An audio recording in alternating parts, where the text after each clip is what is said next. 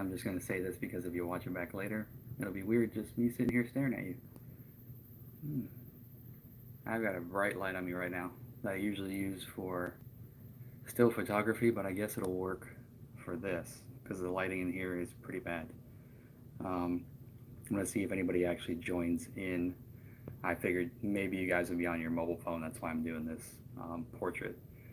So I just wanted to go over a few things and obviously thank everybody for all the feedback on the video. And I'm glad you guys liked it. And hopefully I can just keep the same good content coming for you guys.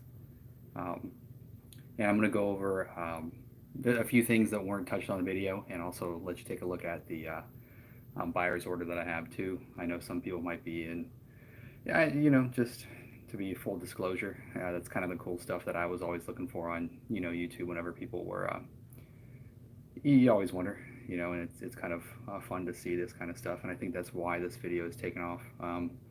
And I want to offer the fact that I'll be doing some more videos on, I don't know, dealership life. I think that would be pretty neat. And I'll take you through kind of a day of what I do and structuring deals and how maybe it might help you out in the future when you're going to purchase a vehicle. And of course, I can always help you as well. Um, if you're here, say what's up. I don't even know how this works. So if you're here and type something, throw it in there, say what's up in the chat so I can see that you're here. I've been doing YouTube a long time.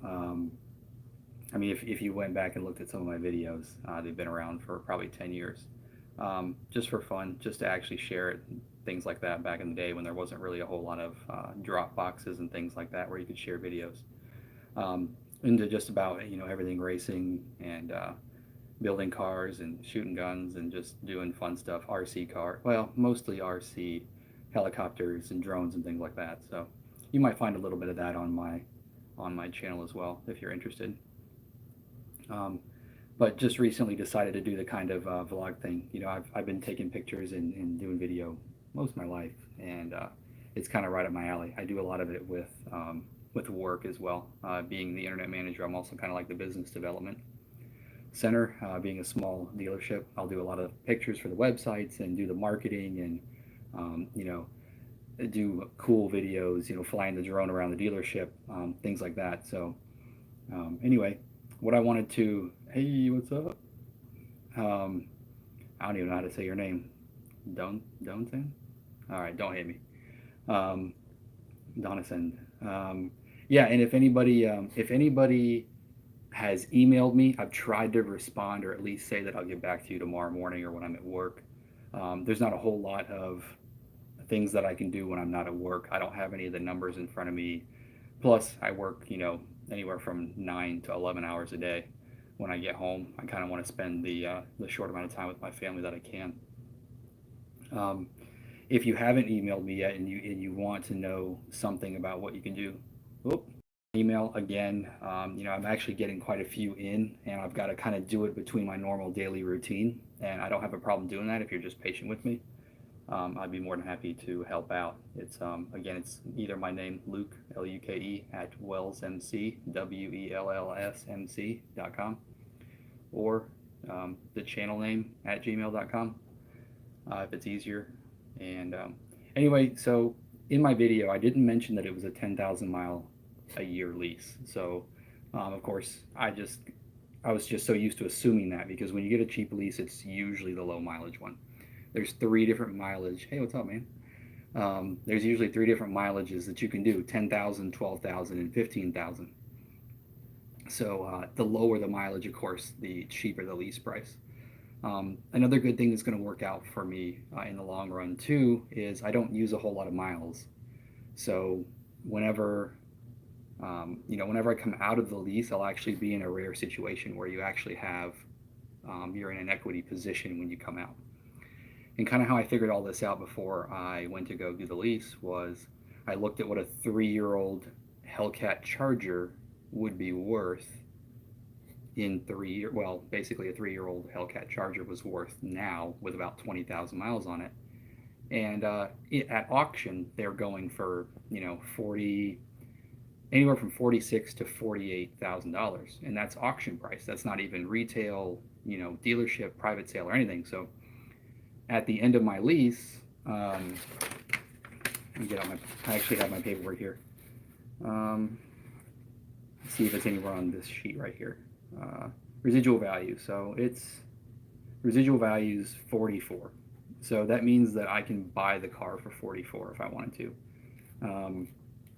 So if it's worth 47, 48, whatever, 49, or if I privately sell it for a little bit more, that means I have that equity. Or if the dealership is wanting to work a deal, I can trade it in and get the difference in the money at that time. So that's also something to keep in mind. Now, that's just because I'll only probably be doing about 8,000 miles a year. Most people end up doing more mileage a year. So you just gotta keep all those things in your head whenever you go to do something like this. But I'm gonna try to see if you guys can see this. If anybody here that's on chat, can you hear me okay? Can everybody hear me?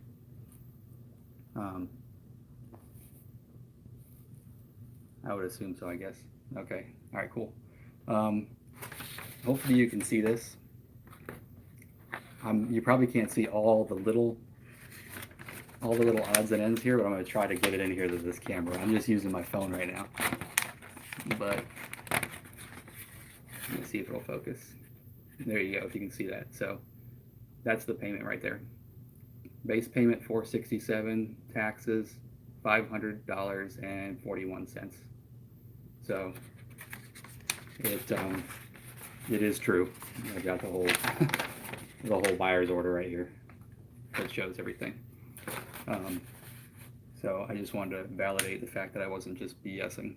Matter of fact, the first payment just came out like yesterday, and it actually was for $500. So I was a little surprised myself too.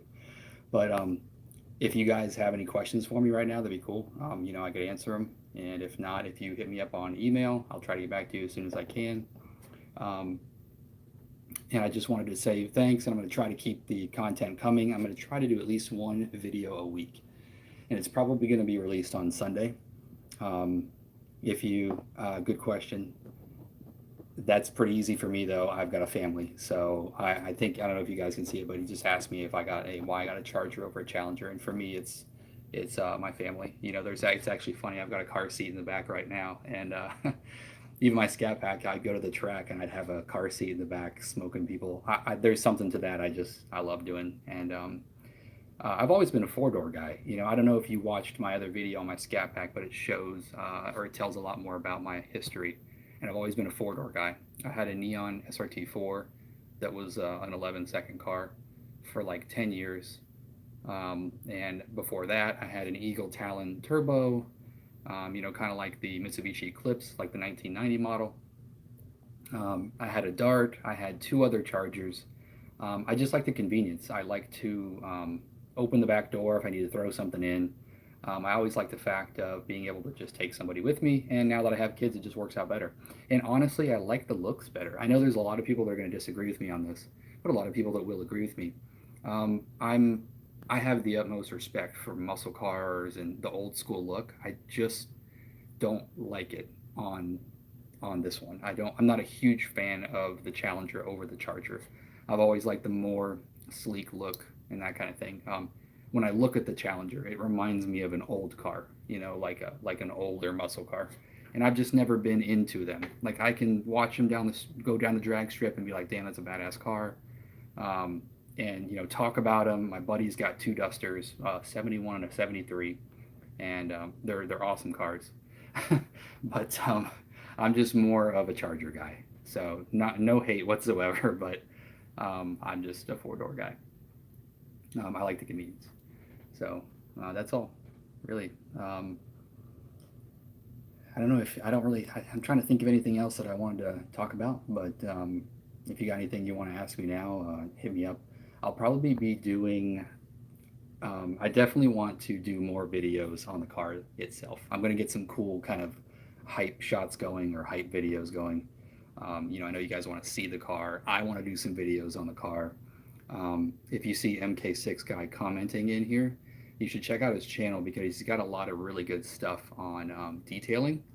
And if you've heard of Adams Polishes, he's like really, just tuned into all that stuff. And we're going to be um, paint correcting the car and ceramic coating the car and the wheels. And we're going to have that video for you relatively soon when we can get an entire weekend together to do it. So that's the biggest thing, because it's a lot of, from what he's told me, it's just a big pain in the butt, and you've got to take a little tiny polisher and go over the whole entire car, and then you've got to apply the wax. So or the coating, I should say.